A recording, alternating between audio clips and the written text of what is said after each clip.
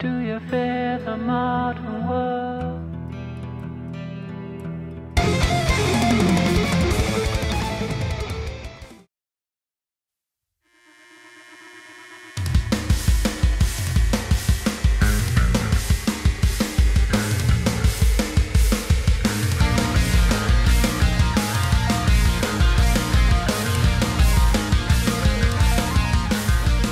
Bonjour les amis.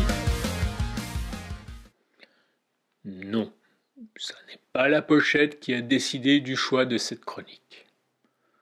En fait, si, un peu quand même. Quand j'ai vu cet astronaute tenant par la main un enfant qui contemple la Lune au milieu d'un paysage martien, j'ai tout de suite eu envie d'écouter l'album. En plus, le groupe de rock progressif Skinner Project m'était inconnu. Il venait du Brésil et m'avait été recommandé par Alice.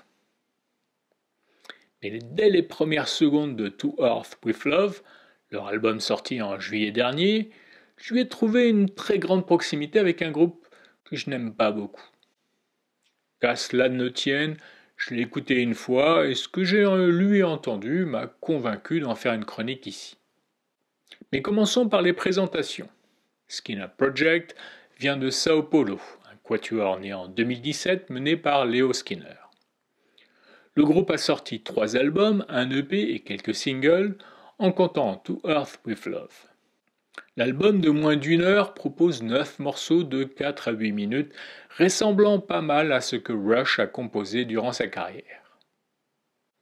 Mais voilà, je n'aime pas la musique de Rush, toute période confondue, et encore moins son chanteur. Alors on fait quoi ? On arrête la chronique ici et on se fait insulter par les fans de Rush ? Ouais, ce serait amusant. To Earth With Love est un concept album de science-fiction.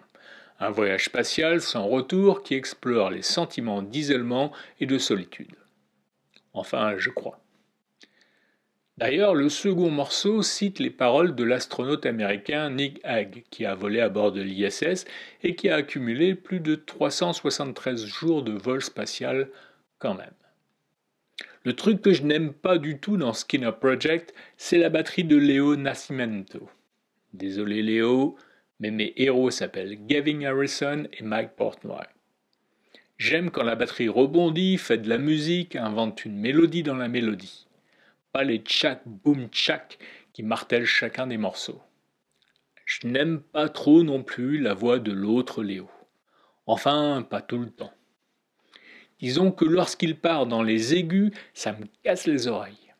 Et contrairement à ce que j'ai pu lire ailleurs, je trouve la musique vraiment datée. Certains refrains ressemblent à de vieilles rengaines de mon adolescence. Mais je vous rassure, je n'ai pas acheté l'album uniquement pour sa pochette. Il y a quand même quelques bonnes choses dans To Earth With Love, au-delà de nos petits différends. Lorsque la musique se fait moins rock, la voix plus douce et les compositions plus éloignées de Rush, j'adhère nettement plus à leur travail. Quand je vous disais que je n'aime pas Rush.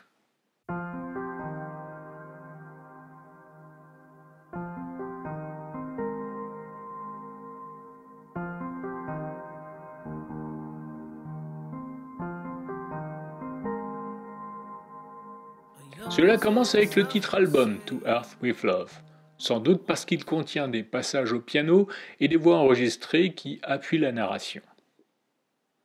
Difficile de résister également à Report 28, qui nous plonge en plein dans le récit de science-fiction. Les monstres ont envahi le vaisseau et c'est le seul titre instrumental de l'album. Et malgré son côté K2000, une série ringarde des années 90 avec David Hasselhoff, The Devil Fault, plus électro que progressif, a au moins le mérite d'être original au milieu de cet album. Et puis il y a Speaking Silence, sans doute parce qu'ici Leo Skinner reste dans un registre vocal plus naturel. Enfin, Eternity m'a séduit par sa construction, même si Leo chante toujours un peu trop haut et que le refrain est vraiment ringard. Après, il y a aussi des titres épouvantable, comme A Dream of Us, avec sa batterie pot de yaourt et son chant façon Club Dorothée.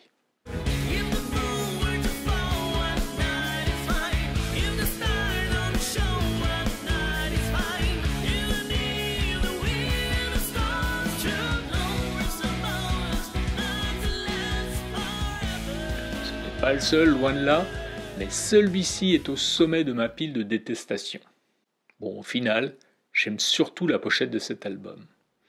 Contrairement à certains de mes confrères, je ne vous recommanderai pas cet album, bien au contraire. Après, vous faites ce que vous voulez, bien entendu. La semaine prochaine, j'essaierai d'être plus gentil. Promis. À lundi. Bisous.